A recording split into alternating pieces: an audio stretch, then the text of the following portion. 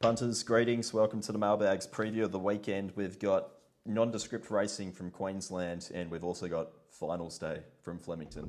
I know what that means. Jack Dickens, what do you think of finals day? I didn't know it was finals day, Peter, as you were aware, until you just informed us all. I don't know what that would mean, really. The prize money looks about the same to me. I think the participants get a little bit more horned up for a Vobis day than this finals day, but that's a bit more narrative for them to fill with, I guess. Very nice. Shane Ciurleo, you're looking very fetching with that hat. Welcome from Italy. You're live on the scene. You've received all your COVID vaccinations and you're now there. Yeah, it's good to be back at home. I was going to go with something along the lines of the COVID vaccination, but I'm not a form analyst / epidemiologist, so I'll just stick to the form during the show. You're one of the very fucking few. Yeah, / non-better. I was also going to say, you're not even 40 kills. You're not even allowed to get your vaccination just yet. Oh, I'm sweet.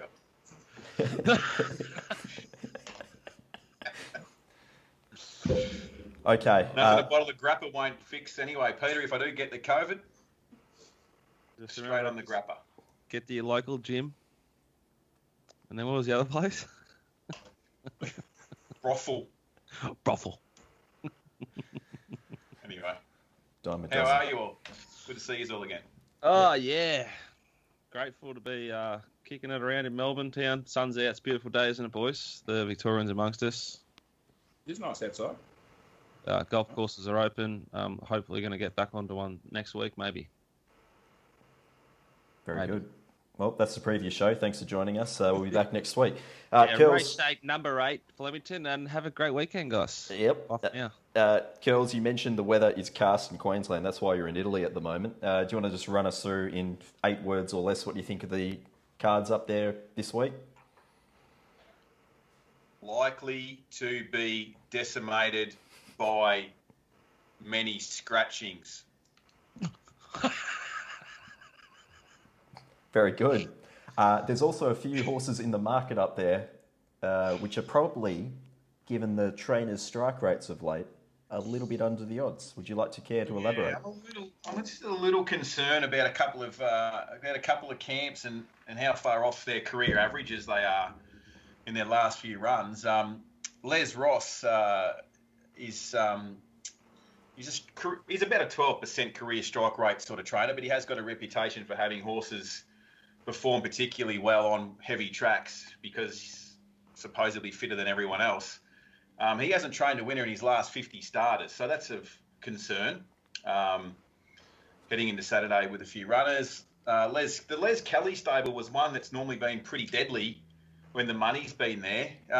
They're chugging away at negative 60% profit on turnover on their last 50 runners, which is a slight concern also.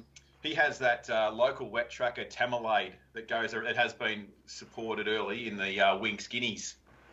There's a few other wet trackers in the race that I don't mind as well. And if you look on the puntingform.com.au data, you'll see some tasty trainer and jockey combinations, and we've chimed in on one of them early and set the algorithms off. Did I mention Edmonds? Toby and Trent, friend of the show, Toby.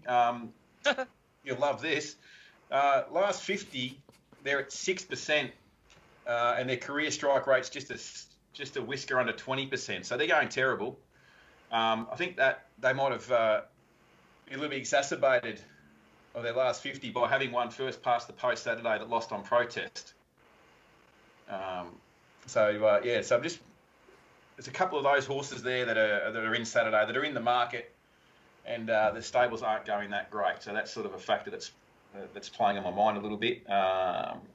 Look, like I said, it's raining today. It's already a heavy 8. I had a heap of rain over the weekend. It's raining today. There's more forecast today being Thursday, and there's more forecast for Friday. So there'll be no more betting for me until we see the makeup of those fields. And I'll be able to get onto puntingform.com.au and filter by track condition, and I'll have a little bit of fun there finding some wetties for us.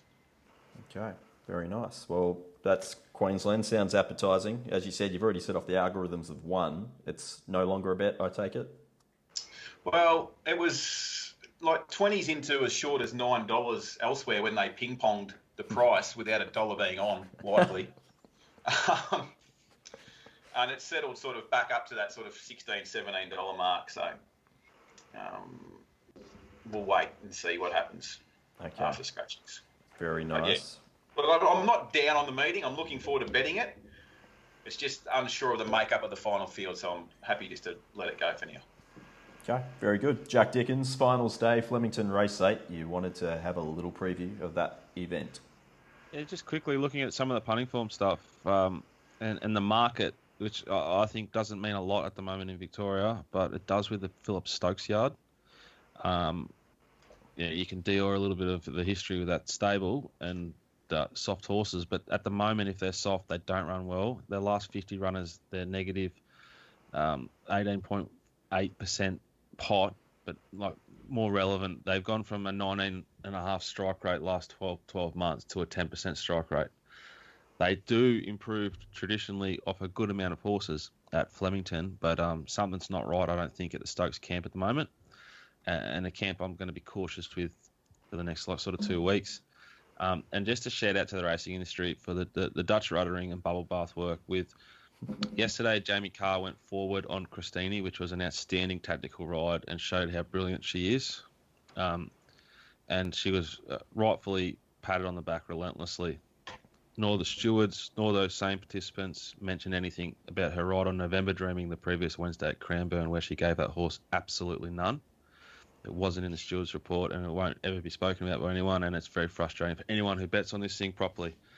Back to Flemington Pistol Race 8. I really like number 8 here, High Stranger.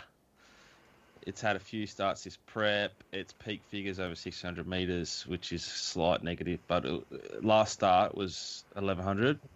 It looked like it wants 1200. I like it down the straight. I like the barrier and the map. I think it's sort of sit not last, but sort of just in front of the back third of them, down the outside of the track, which is normally a pretty good place to be at Flemington. I think you go really close to winning. I think it's a really good price at the moment, about $4.50 or better. Full stop. I can talk more about the race if you would like.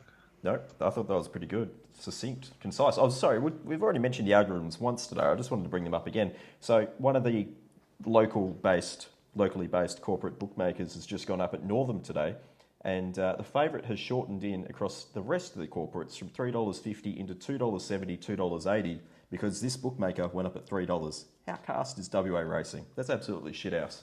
You should all be appalled. Okay, good Dickens. Let's jump into some viewer questions. This is from Harry. Hey guys, love the content. One question I have is I often hear people talk about a horse's rating after a big win, like Incentivise on the weekend. Do you guys have a database that you use to figure out a horse's rating? And what factors would most determine this rating's number? Do you find horses are able to back up this rating, or can it often be an outlier? Okay, Mark Rhoden, take it away. Yeah, I think I use puntingform.com.au, but as far as ratings goes, it's Mark Rhoden. Yeah, I've been using them to make my living for 20 odd years now, and sort of on a amateur basis for a few years before that. So I've been around ratings a long time, and yes, the question of is it a peak or isn't it is probably the most important one there is when it comes to ratings. Incentivise is in the paddock now, is he having a short break? Is that the plan or what? Yeah, something like that. Yep. Okay, so look, this is an odd example. This is not like a good test case, but I'll say this about Incentivise. He's gone out at his peak, which is generally a massive tick. You know, if he's just kept improving, went again in his last start, reached a new spike. If he was backing up again 7 days later and he was $1.20 or something, I would just be shutting my eyes and laying him. But the fact he's actually going out for a break in peak form is a plus. And that in that scenario, there's a chance that that's not a peak, it's his platform. Now, they need it to be his platform if he's going to win a Melbourne Cup or Caulfield Cup or a race of that nature. But there's a chance. There's a chance.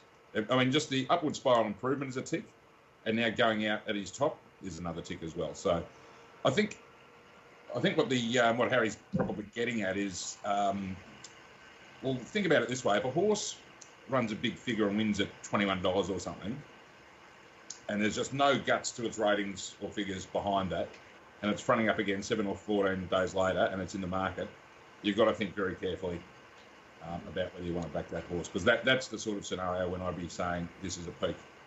I made a mistake this autumn just gone with Eduardo, who beat Nature Strip first up in absolutely eye-wateringly fast time and figures.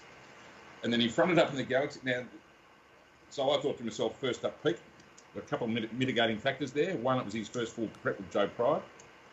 And secondly, he was around $6, $7 in first markets. You know, when they're going around at odds on and you're looking for a reason not to back them because they're very short, you say, well, it could be off a peak, it might bust. Look, Eduardo might have busted second up in the Galaxy, but you're getting $6, $7 to find out, and his rating was just lengths superior to the field. So I made a blue there. That's a case where you'd say, look, peak or not, I'm getting $6 to find out. That's an acceptable price. I remember this is going way, way back when Hariba absolutely smashed the clock first up in the William Reid. It was down the straight that year at Flemington, ran 1-7, something ridiculous, won by lengths and lengths and lengths. His next start was in the Lightning. He was $1.20 odd, $1.30, and he got beaten by Mahogany. And that was he'd just gone so big. Sort of similar to Eduardo, gone so big first up, so it was a risk he came off, but Hariba was in the $1.30 range. Eduardo was $6. So it's always a price issue as well. Okay. There you go, Harry. That's just one sentence without a breath. Yeah. Yeah, and you mentioned horses that, like, there's race. I think there's a race named after Hariba, and I think there's a room at Crown named after the other thing you said. Going back to the glory days of the 90s, yeah, Hariba's got a race at Mornington named after him. He was trained by Kenny Newman at Mornington. I think it's fair to say he's Ken's best horse.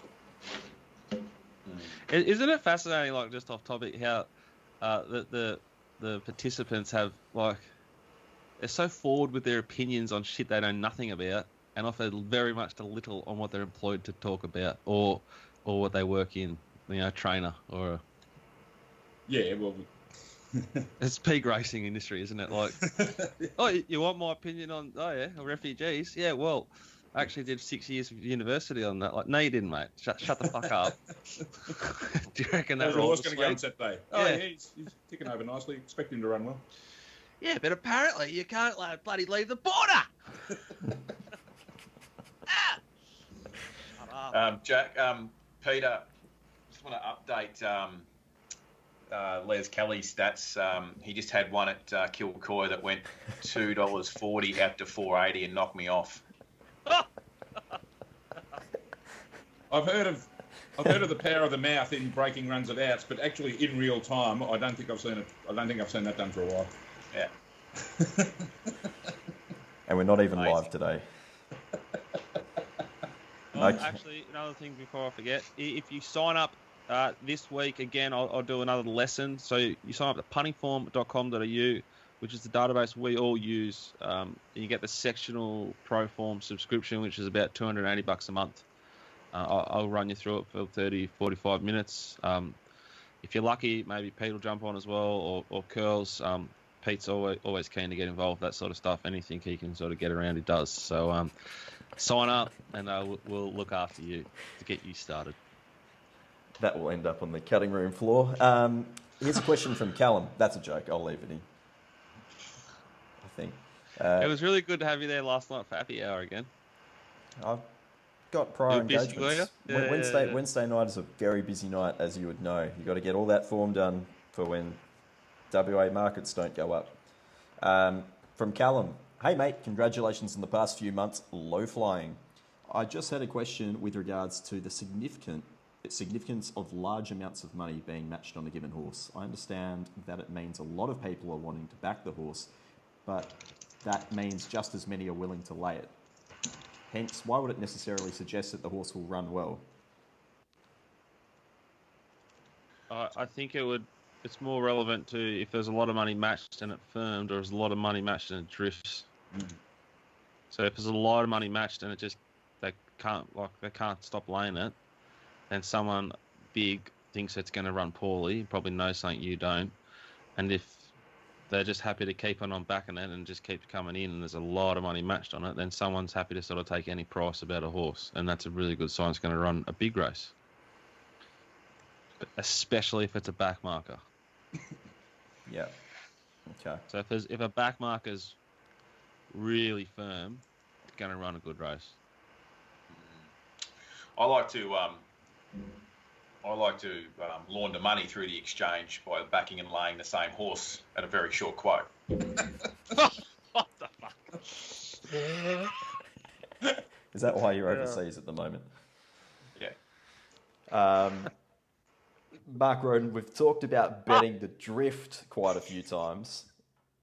Do you have any thoughts as to the significance of the amount of money being matched and what that necessarily means?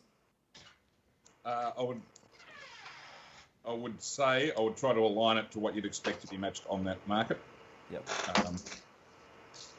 Because there's only so much money each sort of market can stand unless there's something else going on. There's an extra player in there, or We spoke about this last week and relentlessly recently, Mark.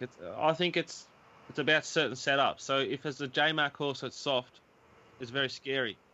Yesterday, we backed Jay Gatsby, which is a Hayes horse ridden by Damien Oliver, race 2. We took $14. It went into about $6. Yes. It started about $14 on the fair, which if that was a Stokes horse, it wouldn't have left the gates. yes, that's right. Yeah. Damien Oliver jumped it out, put it in a great spot. And if we didn't get done by one of the only supers all day, we won. Holy shit, what a brutal start that was to the day. But the market had absolutely no idea about that horse and therefore that sort of race. Yes. Whereas there's a couple of Stokes horses. I'm trying to find it. Just take my word for it. It was like number 14 or 15. Ben Allen rode it. It was one of the sort of earlier races at Sandown yesterday. It could have settled better than midfield. It was very, very soft in betting the last 3 or 4 minutes. It settled near last and ran poorly. Yeah. Look, but going back to the Jay Gatsby one, look, I've touched on this before. Back when I started in the bookie industry, if something was 6-1 to 14-1, or a favourite was evens to 3-1, there was a chance the jock was going to jump off, or someone knew it wasn't going to. Someone had it dead basically. That certainly wasn't the case with Jay Gatsby. He's done all but throw it over the line. As I've said before, in some cases there might be something a bit sinister going on, but in 90% of cases these days, it's just the models have a different price, and the bigger. I think you're just like an innocent bystander sometimes in the market. Like they just really wanted to be with other things there. Yeah. And they were wrong on that occasion. Yeah. Well, they might have been right. I don't even know what happened to the winner, to be honest. I'll tell you what, they were right a fucking lot at Warwick Farm yesterday. They got that wet track and pattern absolutely nailed. But that's not they had the tip from the camp that this thing was going to fly today. You had good wet stats and it was drawn the right gate, and so there was a false favourite in the race, or half a false favourite. So they've got it 6-1, and you can get 15, so just back it till it's 6-1. Yeah. Yeah, I think we spoke about this a couple of weeks ago, where like no amount of blokes backing a horse early to NBLs sets the SP. Not anymore. The big dogs are setting the SP. Yeah. On the fair late, and that's why we saw that price yesterday for that horse that you mentioned. There used to be towards the end of my career, there was 1 or 2 camps that had a pretty good control over the SP as well, that did like to take the odd early price. They never, once they went off, they never ever, like 0% of the time, got back out. But I think those days are gone. But it is evolving, I reckon. It might change again and again and again. The only constant is change, Jack. The only constant is change. Oh, Pat Beverley has just... Sorry. Yeah, we're still recording. Just for another 30 seconds. Curls, you want to touch on your John Ciurleo special offer? Yep. Just before I do, since I've got Les Kelly back in form with the winner at Kilcoy, I've now got the Vanna Girl hat on. Toby Edmonds trained Vanna Girl. I'm a big fan. I ordered a hat off Twitter, so I thought I'd put it on to get Trent and Toby back in form. You're welcome. It's actually a pretty good hat. It's not a bad hat, this. She's been a star, Vanna girl, so the least I could do was get a hat in her honour. So my July 1, that's today, until July 31, which is my 34th birthday. To celebrate, we're offering a discount on my stuff. So the longer that you sign up for, the less you pay per week. The website, if it's not live while we're recording this, it likely will be soon, with the updated price points. Basically 50% off to celebrate my 34th birthday. I was going to do 34% off, but I couldn't work the calculation, so I just halved it and be done with it. So we're going to bet early. We're going to bet wide, often, and dirtier than ever, and look forward to doing so. Just did a bit of a test this morning on certain books where I bet at, and just to have a look at sort of what bounced around and what effect it had on the pricing. And there's something there that I think could be pattern, so I'll be aware of that. So I'm not just going to wait till Bet365 comes up and then send the bet out when there's one joint up. I'll certainly be waiting until there's enough for all of us to go around. But I'd recommend you just buy it, bet it, and not watch it. But 100%. If you want to feel the pain and experience the highs and lows. If you want to feel the pain in a real weird way, like kind of like sort of a druggy way, like a bit of a sort of hot one way, get on a Zoom call with Curly, who watches the races on at least a 15 to 20 second delay, while you watch them live, or not live, but on a 5 second delay, and watch him roar them home or roar them like in other ways. It's very, very entertaining, but delayed. And then when it gets nutted on the line and you can hear him roaring, and you go, "Oh fuck, where can I hide?"